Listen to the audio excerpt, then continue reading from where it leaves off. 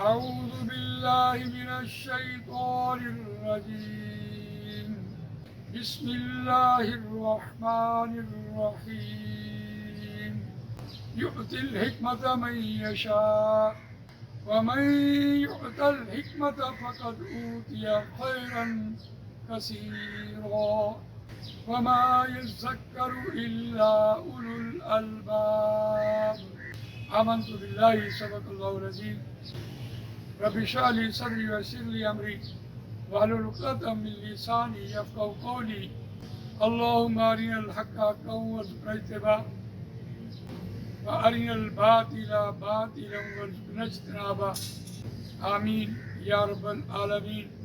دوستو اور بزرگوں، سورہ بقرہ آیت نمبر 249 آپ کے سامنے تلاوت کی ہے۔ یہ مضمون 3 رکوعوں پر مشتمل ہے اور اس میں سود سے کیسے جان چھڑائی جا سکتی۔ سود کے حوالے سے اہل ایمان کی ذہن سازی آغاز سے کی گئی۔ انفاق فی سبیل اللہ، جس کے پیچھے نہ احسان جتلانا ہو اور نہ ایذا دینی ہو اور نہ ریا ہو اور نہ مال ایسا ہو جو خود کو پسند نہیں۔ گویا جو مال بھی اللہ کے راستے میں دینا ہے وہ بھی ایسا مال جو خود لینے والا پسند کرے اور خود دینے والا پسند کرے۔ اتنی شرطوں کے ساتھ یہ حکم سنایا جا رہا ہے اور اہل ایمان کی تربیت کی جا رہی ہے۔ لیکن اس کے برعکس شیطان کا ذکر اس لیے بھی کہ شیطان انسان کے دل میں وسوسہ ڈالتا ہے کہ مال کم ہو جائے گا، مال خرچ نہ کرو، خود مفلس ہو جاؤ گے، تمہارے پاس خود کھانے کو کچھ نہیں اور تم اللہ کی راہ میں دے رہے ہو۔ اور اگر مال زیادہ آ جائے تو اس کو فحاشی کے راستے پہ لگانا یہ شیطان کے عملوں میں سے۔ تو گویا اس مضمون میں شیطان کا ذکر اس لیے ہوا کہ انسان کے دل میں مال کی محبت جاگزی کر دے اور انسان کسی نہ کسی بہانے مال خرچ کرنے سے باز آئے۔ تو گویا اس آیت میں جو آج آپ کے سامنے تلاوت کی ہے، یؤتی الحکمۃ من یشاء ومن یؤت الحکمۃ فقد اوتی خیرا کثیرا وما یذکر الا اولو الالباب۔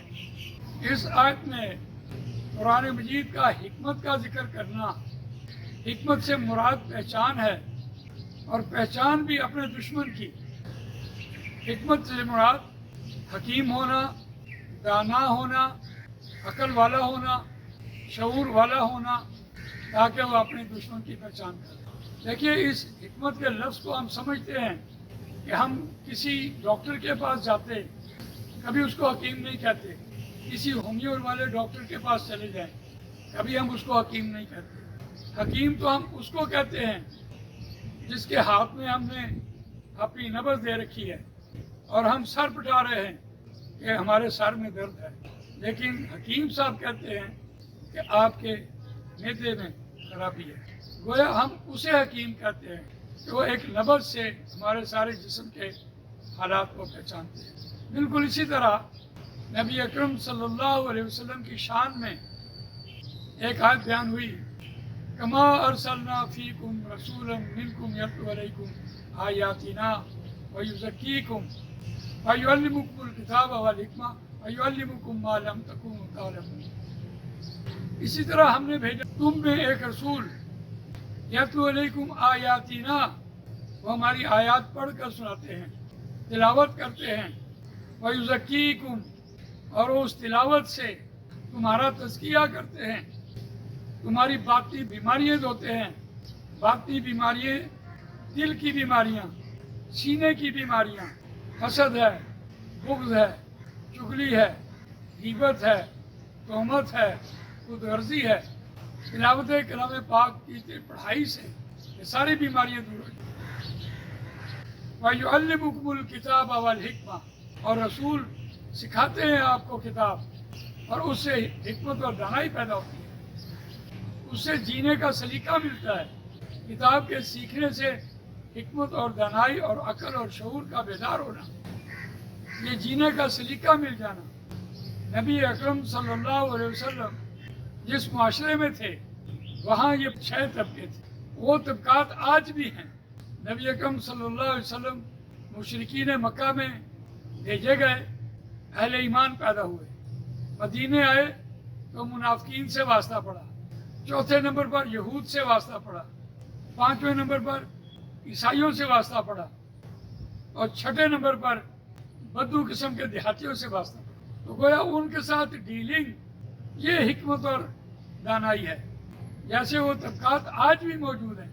आप भारत को देखिए, आप इसराइल को देखिए यहूदी, आप ईसाई ममालिक को देखिए, आप अहले ईमान को देखें अफगानिस्तान वाले, और आप मुनाफिकीन को देखें इल्ला माशाअल्लाह पाकिस्तान वाले, और बद्दू किस्म के जो बिल्कुल अनपढ़ लोग, जो स्कूल कॉलेज भी नहीं गए, ना उनको कुरान पढ़ना आए। तो वो छह तबकात जो उस वक्त मौजूद थे, उनके साथ डीलिंग को हिकमत और दनाई कहते हैं, मामला करना। वही तबकात आज हैं। लेकिन इस आयत में ख़ास तौर पर जो हिकमत का जिक्र किया और फहाशी का हुक्म देता है, तो जो शैतान के रास्ते पर न चला, अल्लाह उसको हिकमत और दनाई देता है।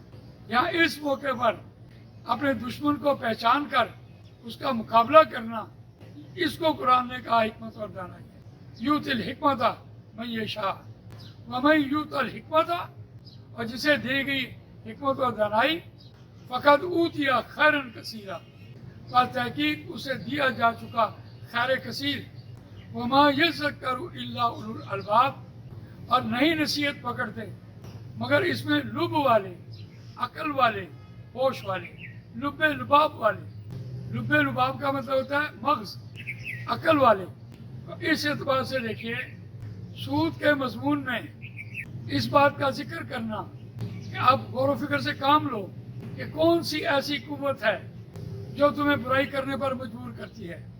और अल्लाह ताला का हुक्म और अल्लाह का कुरान हमारे लिए रहनुमाई है कि हम इस कुरान मजीद को पढ़ें, समझें और इस पर अमल करें और इसको दूसरों तक पहुँचाएँ।